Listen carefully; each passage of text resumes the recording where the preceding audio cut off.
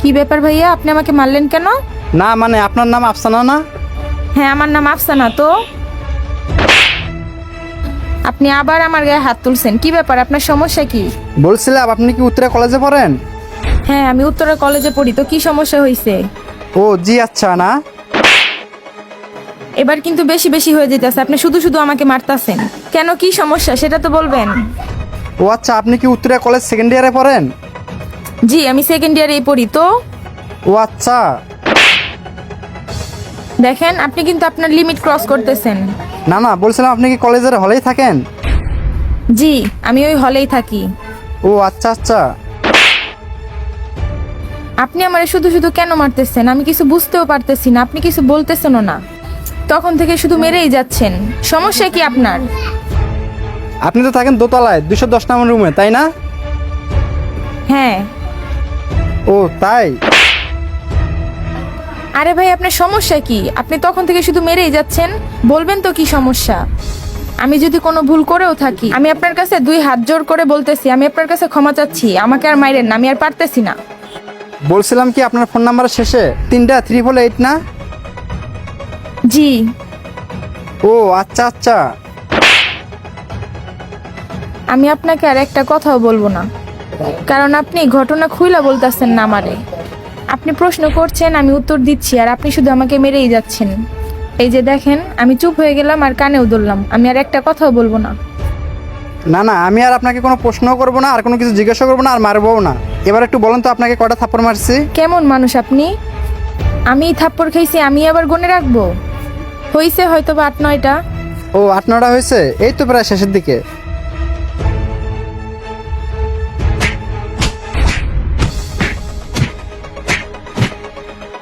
আরো মারবেন? মারুন মারুন মারুন, না মারুন।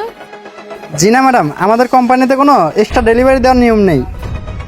আপনার জন্য যে কটা পার্সেল ছিল আপনাকে সবগুলো ডেলিভারি দিয়ে দিছে। আপনি এখন একটা কাজ করেন, নেন এইখানে এবার একটা সাইন করে দেন। সাইন করব? তার মানে এটা পার্সেল ছিল?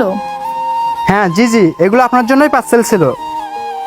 প্লিজ ম্যাডাম, এখানে এবার একটু সাইন করে দেন, আমার আবার অনেক জায়গায় ডেলিভারি দিতে হবে। আচ্ছা ভাইয়া, সাইন করব, কিন্তু এরকম পার্সেল আমার জন্য কে পাঠাইছে বলেন তো? তেমন কেউ না ম্যাডাম, এই পার্সেলটা আপনার বাবা আপনার জন্য পাঠাইছিল। শুনেন তাহলে, আঙ্কেল এই যে নেন, এখানে একটা সিগনেচার করে দেন।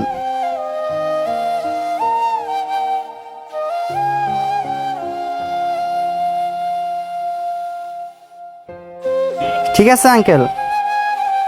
তবে আঙ্কেল, একটা বিষয় জানতে আমার অনেক ইচ্ছা করতেছে, নিজের মেয়ের জন্য এরকম কেন পার্সেল দিতেছেন? কি করব বাবা, নিজের মেয়েকে ভালোভাবে লেখাপড়া করানোর জন্য ভালো একটা কলেজে ভর্তি করছি। সে কলেজে যাওয়ার কথা বলে বাসা থেকে বের হয়ে যায়, কিন্তু সে মাঝ রাস্তায় যে কোথায় যে হারিয়ে যায় সেটা আমি জানতে পারি না। আচ্ছা আঙ্কেল, বুঝলাম। সে কলেজের কথা বলে বাসা থেকে বের হয়ে যায়। সে যদি পড়াশোনা না করে তাহলে সে কি করে? বাবারে, সে যে কোথায় যায় সেটা তো জানি না, তবে লোকের মুখে শুনি সে নাকি নাইট ক্লাবে যায়। বাবারে, তার সাথে আমি অনেক ফোনে যোগাযোগ করার চেষ্টা করেছি, কিন্তু সে আমার ফোন ধরে না। বাবারে, তাই তো আমি তোমার মাধ্যমে এই পার্সেলটা পাঠাইতেছি। ও আচ্ছা আচ্ছা আঙ্কেল, তাহলে এই বিষয় আমি এবার বুঝতে পারছি। আর আঙ্কেল, আপনি কোনো টেনশন করবেন না, আপনি যে পার্সেলগুলো দিচ্ছেন না, তাকে আমি পাই টু পাই হিসাব দেবো। তবে বাজান, তারপরগুলা যে দিবা একটু জুড়ে দিবা। আচ্ছা আচ্ছা আঙ্কেল, এটা নিয়ে আপনাকে কোনো টেনশন করতে হবে না। তাহলে আমি যাই। ঠিক আছে। কি বললেন আপনি? বাবা? জি ম্যাডাম, আপনার বাবা। এবার একটু দয়া করে সিগনেচার করে আমাকে বিদায় করে দেন।